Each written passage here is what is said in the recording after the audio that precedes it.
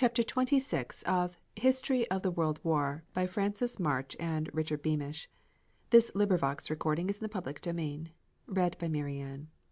CHAPTER XXVI Immortal Verdun. France was revealed to herself, to Germany and to the world, as the heroic defender of civilization, as a defender defying death, in the victory of Verdun.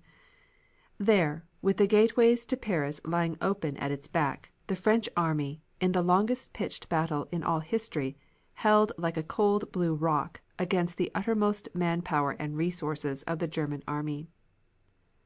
General von Falkenhayn, chief of the German General Staff and military dictator of the Teutonic Allies, there met disaster and disgrace. There the mettle of the Crown Prince was tested and he was found to be merely a thing of straw, a weak creature whose mind was under the domination of von Falkenhayn. For the tremendous offensive which was planned to end the war by one terrific thrust, von Falkenhayn had robbed all the other fronts of effective men and munitions. Field Marshal von Hindenburg and his crafty Chief of Staff, General Ludendorff, had planned a campaign against Russia designed to put that tottering military colossus out of the war. The plans were upon a scale that might well have proved successful. The Kaiser, influenced by the Crown Prince and by von Falkenhayn, decreed that the Russian campaign must be postponed and that von Hindenburg must send his crack troops to join the army of the Crown Prince fronting Verdun. Ludendorff promptly resigned as Chief of Staff to von Hindenburg and suggested that the Field Marshal also resign. That grim old warrior declined to take this action, preferring to remain idle in East Prussia and watch what he predicted would be a useless effort on the Western front. His warning to the General Staff was explicit, but von Falkenhayn coolly ignored the message. Why did Germany select this particular point for its grand offensive? The answer is to be found in a demand made by the great Junker associations of Germany in May 1915, 9 months before the attack was undertaken. That demand was to the effect that Verdun should be attacked and captured. They declared that the Verdun fortifications made a menacing salient thrust into the rich iron fields of the Brie Basin. From this metalliferous field of Lorraine came the ore that supplied 80% of the steel required for German and Austrian guns and munitions. These fields of Brie were only 20 miles from the great guns of Verdun.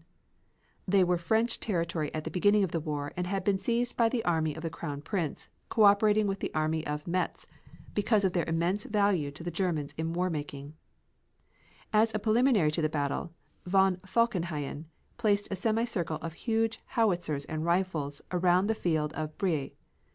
Then assembling the vast forces drained from all the fronts and having erected ammunition dumps covering many acres, the great battle commenced with a surprise attack upon the village of Haumont on February 21, 1916. The first victory of the Germans at that point was an easy one. The great fort of Douaumont was the next objective. This was taken on February 25th, after a concentrated bombardment that for intensity surpassed anything that hitherto had been shown in the war. Von Falkenhayn, personally superintending the disposition of guns and men, had now penetrated the outer defenses of Verdun. The tide was running against the French, and shells, more shells for the guns of all caliber, more men for the earthworks surrounding the devoted city, were needed. The narrow gauge railway connecting Verdun with the great French depots of supplies was totally inadequate for the transportation burdens suddenly cast upon it. In this desperate emergency a transport system was born of necessity, a system that saved Verdun. It was fleet upon fleet of motor trucks, all sizes, all styles. Anything that could pack a few shells or a handful of men was utilized. The backbone of the system was a great fleet of trucks driven by men whose average daily rest was 4 hours, and upon whose horizon blue uniforms the stains of snow and sleet, of dust and mud were indelibly fixed through the winter, spring, summer and fall of 1916, for the glorious engagement continued from February 21st until November 2nd, when the Germans were forced into a full retreat from the field of honor, the evacuation of Fort Vaux putting a period to Germany's disastrous plan and to von Falkenhayn's military career. Lord Northcliffe, describing the early days of the immortal battle, wrote: Verdun is in many ways the most extraordinary of battles. The mass of metal used on both sides is far beyond all parallel. The transformation of the Douaumont ridge was more suddenly dramatic than even the battle of the Marne, and, above all, the duration of conflict already looks as if it would surpass anything in history. More than a month has elapsed since, by the kindness of General Joffre and General Bretagne, I was able to watch the struggle from various vital viewpoints. The battle had then been raging with great intensity for a fortnight, and, as I write, 4,000 to 5,000 guns are still thundering round Verdun. Impossible, therefore, any man to describe the entire battle. The most one can do is to set down one's impressions of the first phases of a terrible conflict, the end of which cannot be foreseen. My chief impression is one of admiration for the subtle powers of mind of the French High Command. General Joffre and General Castelnau are men with especially fine intellects tempered by terrible keenness. Always they have had to contend against superior numbers. In 1870, when they were subalterns, their country lost the advantage of its numerous population by abandoning general military service at a time when Prussia was completely realizing the idea of a nation in arms. In 1914, when they were commanders, France was inferior to a still greater degree in point of numbers to Prussianized Germany. In armament France was inferior at first to her enemy. The French High Command had thus been trained by adversity to do all that human intellect can against overwhelming hostile material forces. General Joffre, General Castelnau, and later General Bretagne, who at a moment's notice displaced General Herr, had to display genius where the Germans were exhibiting talent, and the result is to be seen at Verdun. They there caught the enemy in a series of traps of a kind hitherto unknown in modern warfare, something elemental and yet subtle, neo-primitive and befitting the atavistic character of the Teuton. They caught him in a web of his own unfulfilled boasts. The enemy began by massing a surprising force on the western front. Tremendous energy and organizing power were the marks of his supreme efforts to obtain a decision. It was usually reckoned that the Germans maintain on all fronts a field army of about 74.5 army corps, which at full strength number 3,000,000 men. Yet, while holding the Russians from Riga to the south of the Pripet marshes, and maintaining a show of force in the Balkans, Germany seemed to have succeeded in bringing up nearly 2,500,000 of men for her grand spring offensive in the west. At one time her forces in France and Flanders were only 90 divisions, but troops and guns were withdrawn in increasing numbers from Russia and Serbia in December 1915 until there were, it is estimated, 118 divisions on the Franco-British-Belgian front. A number of 6-inch and 12-inch Austrian howitzers were added to the enormous Krupp batteries. Then a large portion of new recruits from the 1916 class were moved into Rhineland depots to serve as drafts for the 59 Army Corps, and it is thought that nearly all the huge shell output that had accumulated during the winter was transported westward. The French staff reckoned that Verdun would be attacked when the ground had dried somewhat in the March winds. It was thought that the enemy movement would take place against the British front in some of the sectors of which there were chalk undulations, through which the rains of winter quickly drained. The Germans skillfully encouraged this idea by making an apparent preliminary attack at Lyon, on a 5-mile front with rolling gas clouds and successive waves of infantry. During this feint, the veritable offensive movement softly began on Saturday, February 19, 1916, when the enormous masses of hostile artillery west, east, and north of the Verdun salient started registering on the French positions. Only in small numbers did the German guns fire, in order not to alarm their opponents. But even this trial bombardment by shifts was a terrible display of power, calling forth all the energies of the outnumbered French gunners to maintain the artillery duels that continued day and night until Monday morning, February 21st. The enemy seems to have maintained a bombardment all round General Herr's lines on February 21, 1916, but this general battering was done with 1,000 pieces of field artillery. The grand masses of heavy howitzers were used in a different way. At 7:15 in the morning they concentrated on the small sector of advanced entrenchments near Brabant and the Meuse. 12-inch shells fell with terrible precision every few yards, according to the statements made by the French troops. I afterwards saw a big German shell, from at least 6 miles distant from my place of observation, hit quite a small target. So I can well believe that, in the first bombardment of French positions, which had been photographed from the air and minutely measured and registered by the enemy gunners in the trial firing, the great destructive shots went home with extraordinary effect. The trenches were not bombarded, they were obliterated. In each small sector of the 6-mile northward bulge of the Verdun salient, the work of destruction was done with surprising quickness. After the line from Brabant to Haumont was smashed, the main fire power was directed against the other end of the bow at Herbebois, Orne and Maucourt. Then when both ends of the bow were severely hammered, the central point of the Verdun salient, Carrez Woods, was smothered in shells of all sizes, poured in from east, north and west. In this manner almost the whole enormous force of heavy artillery was centered upon mile after mile of the French front. When the great guns lifted over the line of craters, the lighter field artillery placed row after row in front of the wreckage, maintained an unending fire curtain over the communicating saps and support entrenchments.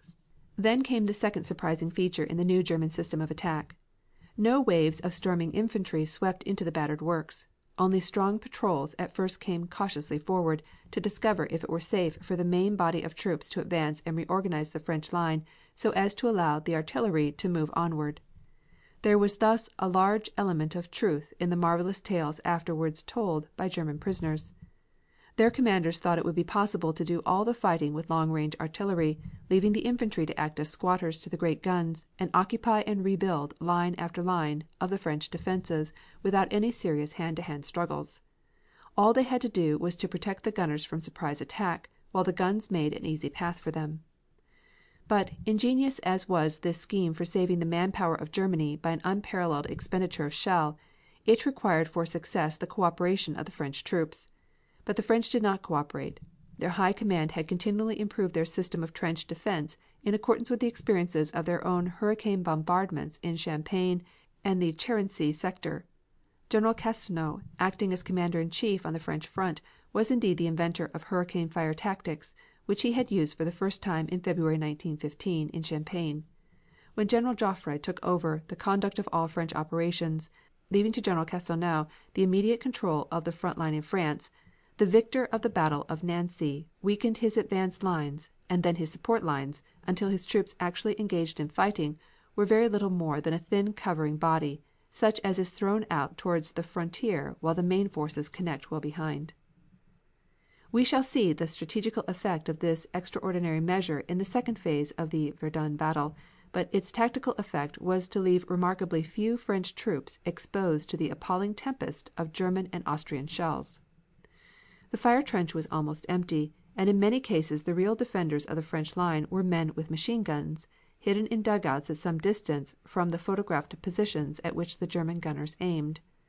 The batteries of light guns, which the French handled with the flexibility and continuity of fire of Maxims, were also concealed in widely scattered positions. The main damage caused by the first intense bombardment was the destruction of all the telephone wires along the French front. In 1 hour the German guns plowed up every yard of ground behind the observing posts and behind the fire trench.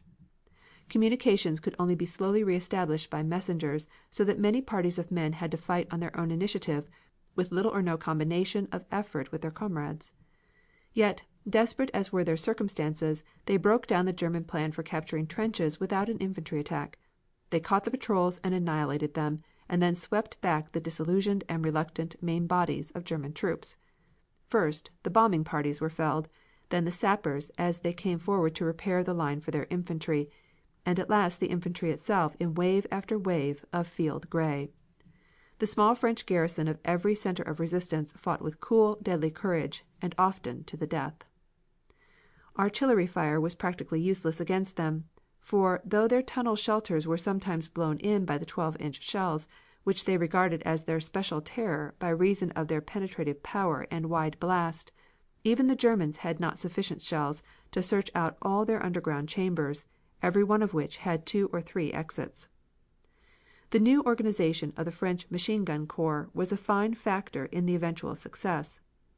One gun fired 10,000 rounds daily for a week, most of the positions selected being spots from which each German infantry advance would be enfiladed and shattered. Then the French 75's, which had been masked during the overwhelming fire of the enemy howitzers, came unexpectedly into action when the German infantry attacks increased in strength. Near Haumont, for example, 8 successive furious assaults were repulsed by 3 batteries of 75's. One battery was then spotted by the Austrian 12-inch guns, but it remained in action until all its ammunition was exhausted. The gunners then blew up their guns and retired, with the loss of only 1 man. Von Falkenhayn had increased the Crown Prince's army from the 14 divisions that battled at Douaumont Fort to 25 divisions. In April he added 5 more divisions to the forces around Verdun by weakening the effectiveness in other sectors and drawing more troops from the Russian front. It was rumored that von Hindenburg was growing restive and complaining that the wastage at Verdun would tell against the success of the campaign on the Riga-Dvinsk front, which was to open when the Baltic ice melted. Great as was the wastage of life, it was in no way immediately decisive. But when the expenditure of shells almost outran the high speed of production of the German munitions factories, and the wear on the guns was more than Krupp and Skoda could make, there was danger to the enemy in beginning another great offensive likely to overtax his shell makers and gun makers. Immortal and indomitable France had won over her foe more power than she had possessed even after the Battle of the Marne. Through the entire summer Verdun, with the whole population of France roused to the supreme heights of heroism behind it, held like a rock. Wave after wave of Germans in gray-green lines were sent against the 25 miles of earthworks, while the French guns took their toll on the crack German regiments. German dead lay upon the field until exposed flesh became the same ghastly hue of their uniforms. No man's land around Verdun was a waste and a stench.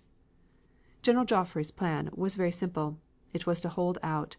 As was afterwards revealed, much to the satisfaction of the French people, Sir Douglas Haig had placed himself completely at the service of the French commander in chief, and had suggested that he should use the British army to weaken the thrust at Verdun. But General Joffre had refused the proffered help. No man knew better than he what his country, with its exceedingly low birth rate, was suffering on the Meuse. He had but to send a telegram to British headquarters, and 1,000,000 Britons, with thousands of heavy guns, would fling themselves upon the German lines and compel Falkenhayn to divide his shell output, his heavy artillery, and his millions of men between Verdun and Somme. But General Joffre, instead of sending the telegram in question, merely dispatched officers to British headquarters to assure and calm the chafing Scotsmen commanding the military forces of the British Empire. Throughout that long summer the battle cry of Verdun, "Ne passeront pas," they shall not pass, was an inspiration to the French army and to the world. Then as autumn drifted its red foliage over the heights surrounding the bloody field, the French struck back. General Nivelle, who had taken command at Verdun under Joffre, commenced a series of attacks and a persistent pressure against the German forces on both sides of the Meuse. These thrusts culminated in a sudden sweeping attack which on October 24th resulted in the recapture by Nivelle's forces of Fort Douaumont, and on November 2nd in the recapture of Fort Vaux. Thus ended in glory the most inspiring battle in the long and honorable history of France. End of chapter 26.